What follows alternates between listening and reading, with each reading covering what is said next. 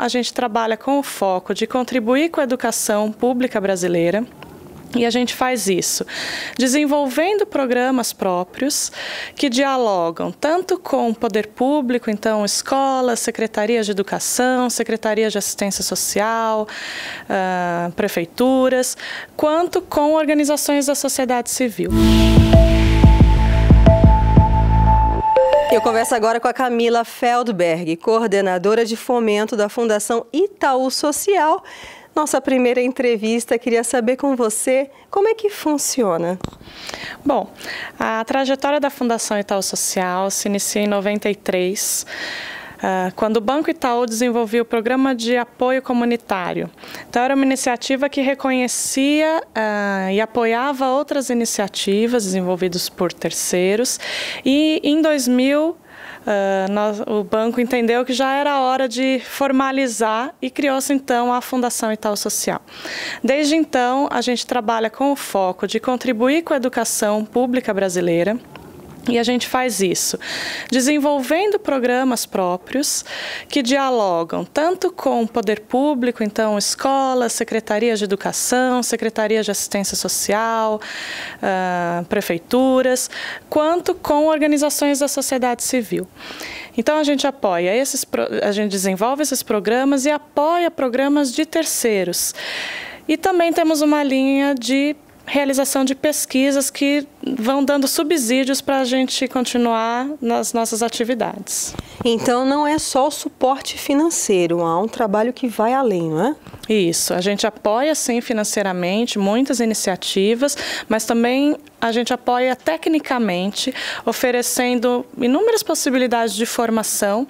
E aí a gente está falando de cursos à distância, de cursos presenciais, encontros, debates, seminários, produção de material, distribuição desses materiais com dicas, boas práticas, materiais que trazem base conceitual para que organizações diferentes possam qualificar ainda mais do que elas já fazem. E da fundação, aqui no banco, são quantas pessoas envolvidas? Sem falar dos parceiros. Tá bom, a equipe da fundação é formada por cerca de 40 pessoas, e aí a gente vai se dividindo, né, de acordo com os programas, mas aqui são 40 pessoas e a gente tem inúmeros parceiros, a fundação trabalha em parceria, porque essas 40 pessoas não dão conta de realizar tudo o que a gente realiza ali na ponta. Então, para cada iniciativa, para cada ação, a gente firma parceria com outras organizações que vão ser as coordenadoras técnicas, as executoras, que vão pensar junto com a gente, planejar, acompanhar as iniciativas juntos. Então, o trabalho em parceria é um valor aqui para a Fundação Itaú Social. E nesse tempo que você está na função, o que chama mais atenção, o que marcou mais a sua vida? Bom, eu acho que pessoalmente, né, faz muita diferença, mas a gente tem muitas coisas interessantes, assim, a gente acompanha muitos projetos, muitos programas, e a gente aprende muito com cada um deles, né? Então, acho que para a gente é muito importante escutar o que vem da ponta. Então, o nosso jeito de fazer não é de chegar com uma fórmula pronta. Então, quando você pergunta isso, eu acho que é o meu maior aprendizado. Não adianta num país como o Brasil, com esse tamanho, com essa dimensão, as regiões e as cidades, e às vezes até mesmo os bairros, são tão diferentes entre si, que não há fórmula mágica. Então, é muito importante sentar com cada um, entender qual é a demanda, entender quais são as prioridades, e aí sim desenhar algo conjuntamente com cada organização, cada gestor público, cada instituição. Como é que você sente essa demanda num país pleno de carências, de atendimento, de assistência por parte do poder público? Sim, é verdade. Acho que a gente tem muito a evoluir ainda. Nós já evoluímos, mas ainda tem muita coisa a evoluir. Mas acho que eu queria salientar uma coisa aqui que a gente também vê quando anda por aí, que é a potencialidade que a gente vê nos territórios. É verdade, tem muita coisa que precisa ser melhorado em escolas, infraestrutura, saúde, a gente sabe, acho que não precisa nem dizer, mas a gente também encontra muitas temos experiências diferentes, experiências inovadoras, pessoas com vontade de fazer, movimentos da sociedade civil que arregaçam mesmo as mangas e somam esforços para tentar dar conta desses imensos desafios. Então, acho que tem várias maneiras a gente olhar.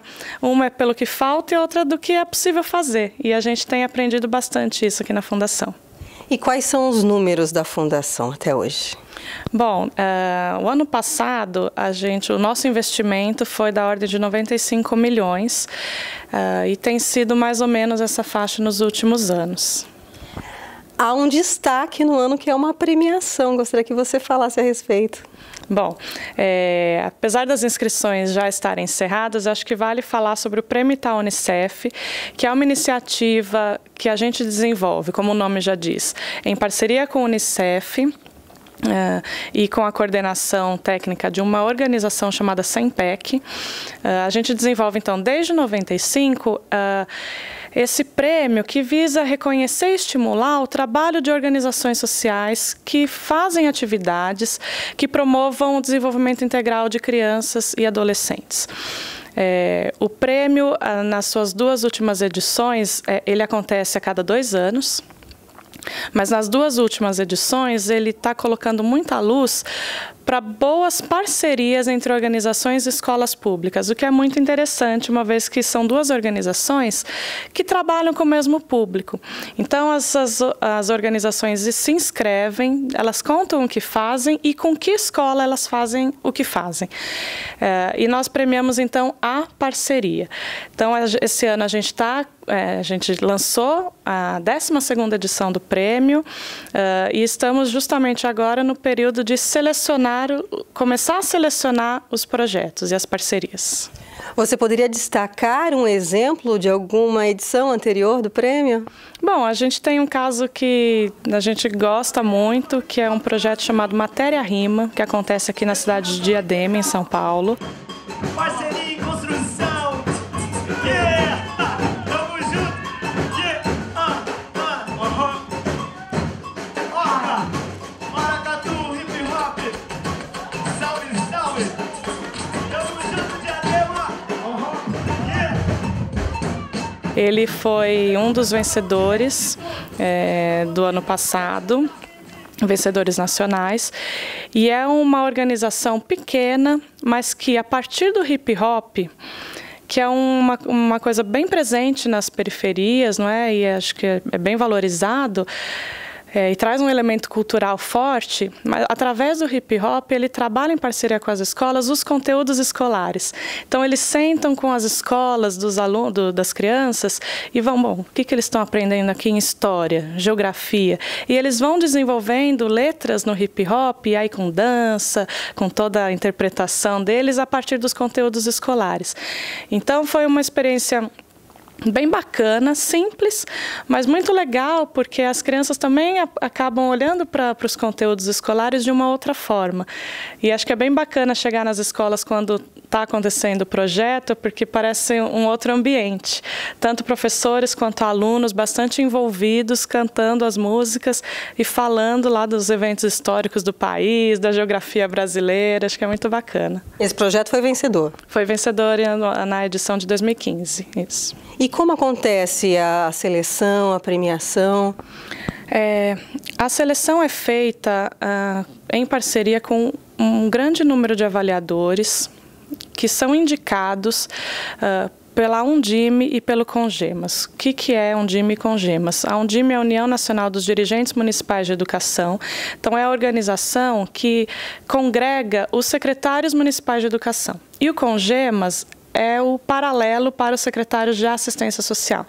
Então, a Undime e o Congemas, eles indicam para a gente pessoas que trabalham na Secretaria de Educação, ou muitas vezes até os próprios secretários de diversas regiões do país que vão ler os projetos. E a gente tem algumas etapas de seleção. O que está acontecendo agora é a primeira delas, que vai selecionar os finalistas regionais. São 96 ao todo no país, não é? A gente divide o país em 8 regiões. Então, esses 96 finalistas receberão R$10 mil. E aí, lembrando que é a parceria, então recebe R$10 mil tanto a organização quanto a escola pública. A próxima etapa, desses 96, a gente vai selecionar então os 32 vencedores regionais, que recebem mais R$20 mil, tanto a organização quanto a escola, para então a gente chegar nos 4 vencedores nacionais que recebem mais R$100 mil. E quando sai o resultado? O resultado sai em dezembro, comecinho de dezembro. E o que vocês estão preparando para a divulgação desse resultado? Alguma festa?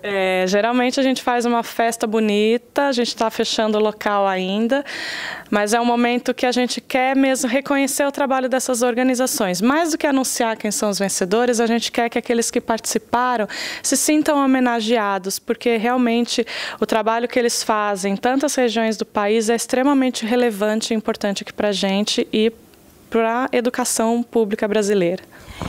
E há outros meios de instituições, enfim, entidades buscarem recursos financeiros junto à Fundação?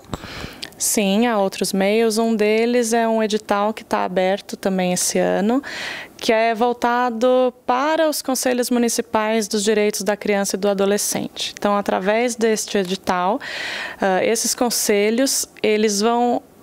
A partir de um diagnóstico que eles realizam, eles vão levantar quais são as prioridades dos seus municípios em relação à garantia de direitos, prevenção de violências, e eles vão indicar esses projetos e inscrever esse projeto aqui no nosso edital, que a gente chama Edital dos Fundos da Infância e da Adolescência.